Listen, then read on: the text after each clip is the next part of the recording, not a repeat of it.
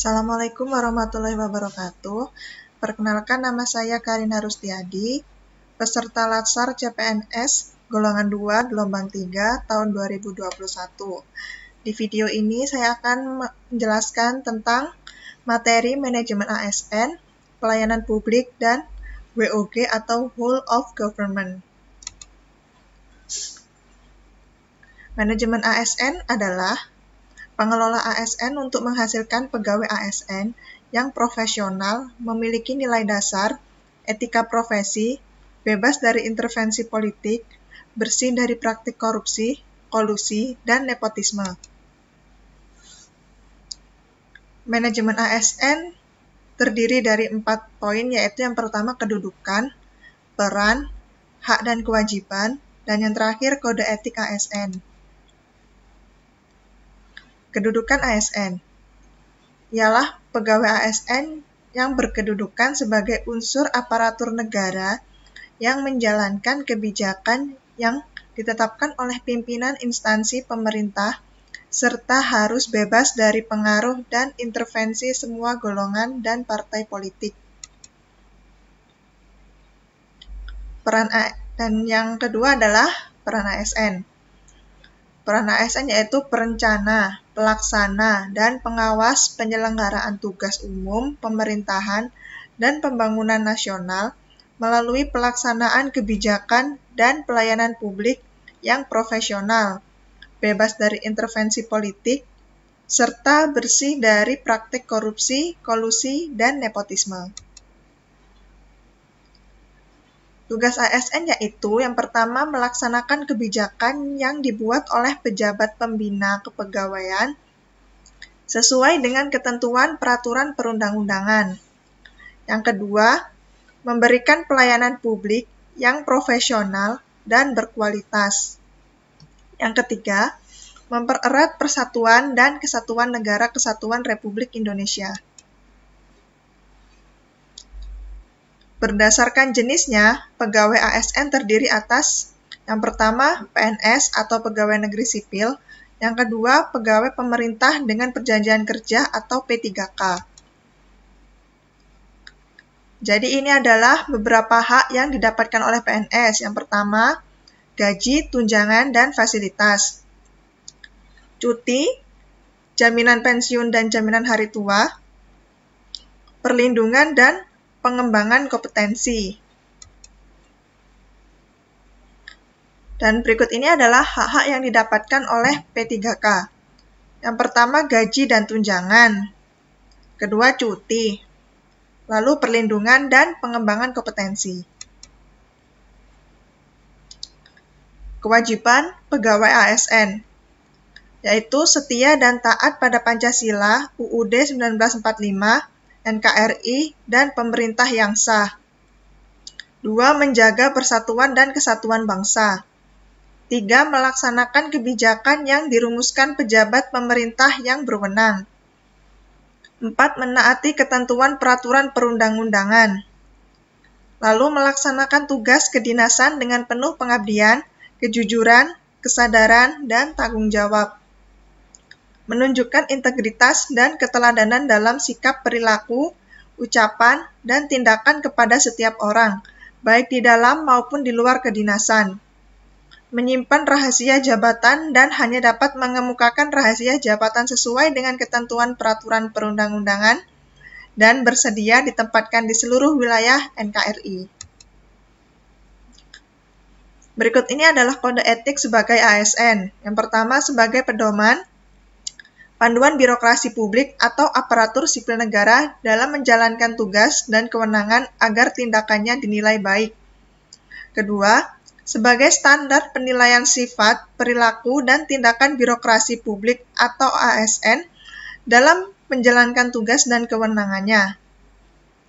Yang terakhir yaitu etika birokrasi, penting sebagai panduan norma bagi aparat birokrasi dalam menjalankan tugas pelayanan pada masyarakat dan menempatkan kepentingan publik di atas kepentingan pribadi, kelompok, dan organisasinya. Konsep sistem merit dalam pengelolaan ASN. Sistem merit adalah kebijakan dan manajemen ASN yang berdasarkan pada kualifikasi, kompetensi, dan kinerja secara adil dan wajar dengan tanpa membedakan latar belakang politik, ras, warna kulit, agama, asal-usul, jenis kelamin, status pernikahan, umur, atau kondisi kecacatan. Tadi adalah sedikit penjelasan tentang manajemen ASN. Selanjutnya, yaitu kita akan menginjak ke pelayanan publik. Pelayanan publik adalah dalam Undang-Undang Nomor 25 Tahun 2009 tentang pelayanan publik menyatakan bahwa pelayanan publik adalah kegiatan atau rangkaian kegiatan dalam rangka pemenuhan kebutuhan pelayanan sesuai dengan peraturan perundang-undangan bagi setiap warga negara dan penduduk atas barang, jasa, dan atau pelayanan administratif yang disediakan oleh penyelenggara pelayanan publik. Terdapat 3 unsur penting dalam pelayanan publik. Yang pertama, organisasi penyelenggara pelayanan publik. Yang kedua, penerima layanan, yaitu orang, masyarakat, atau organisasi yang berkepentingan. Yang ketiga, kepuasan yang diberikan dan atau diterima oleh penerima layanan atau pelanggan. Berikut ini adalah pola pikir ASN sebagai pelayan publik. Hal-hal fundamental dalam pelayanan publik antara lain, pelayanan publik merupakan hak warga negara sebagai amanat konstitusi. Kedua, pelayanan publik diselenggarakan dengan pajak yang dibayar oleh warga negara. Ketiga, pelayanan publik diselenggarakan dengan tujuan untuk mencapai hal-hal yang strategis bagi kemajuan bangsa di masa yang akan datang. Keempat, pelayanan publik memiliki fungsi tidak hanya untuk memenuhi kebutuhan-kebutuhan dasar warga negara sebagai manusia, akan tetapi juga berfungsi sebagai proteksi bagi warga negara. Prinsip pelayanan prima antara lain yang pertama responsif terhadap pelanggan, yang kedua membangun visi misi pelayan atau menetapkan standar pelayanan dan ukuran kinerja pelayanan, pemberian pelatihan dan pengembangan pegawai terkait bagaimana memberikan pelayanan yang baik, dan memberikan apresiasi kepada pegawai. Praktik etiket pelayanan publik. Terdapat etika dan etiket. Kedua ini adalah mengatur perilaku manusia secara normatif, artinya memberi norma bagi perilaku manusia, dan dengan demikian menyatakan apa yang harus dilakukan atau tidak boleh dilakukan. Etiket pelayanan yang perlu diperhatikan oleh ASN terhadap pengguna jasa pada umumnya adalah sebagai berikut. Sikap atau perilaku. Yang kedua, ekspresi wajah. Penampilan. Cara berpakaian. Cara berbicara. Cara mendengarkan, dan cara bertanya. Itu tadi adalah sedikit penjelasan tentang pelayanan publik. Selanjutnya, kita akan masuk ke Whole of Government atau WOG. WOG adalah sebuah pendekatan penyelenggaraan pemerintahan yang menyatukan upaya-upaya kolaboratif pemerintahan dari keseluruhan sektor dalam ruang lingkup koordinasi yang lebih luas guna mencapai tujuan pembangunan kebijakan, manajemen program, dan pelayanan publik. Penerapan WOG dalam pelayanan yang terintegrasi. Terdapat beberapa cara pendekatan WOG yang dapat dilakukan baik dari sisi penataan institusi formal maupun informal. Yaitu diantaranya itu penguatan koordinasi antar lembaga, membentuk lembaga koordinasi khusus, membentuk gugus tugas, serta koalisi sosial. Tantangan yang akan dihadapi dalam penerapan WOG di tataran praktek antara lain. Satu adalah kapasitas SDM dan institusi kapasitas SDM yang terlibat dalam WOG tidaklah sama. Perbedaan kapasitas ini bisa menjadi kendala serius ketika pendekatan WOG, misalnya mendorong terjadinya merger atau akuisisi kelembagaan, di mana terjadi penggabungan SDM dengan kualifikasi yang berbeda.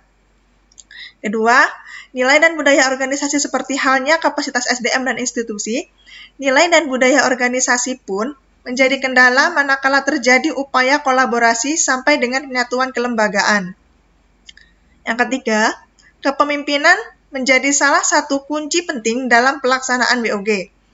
Kepemimpinan yang dibutuhkan adalah kepemimpinan yang mampu mengakomodasi perubahan nilai dan budaya organisasi, serta meramu SDM yang tersedia guna mencapai tujuan yang diharapkan.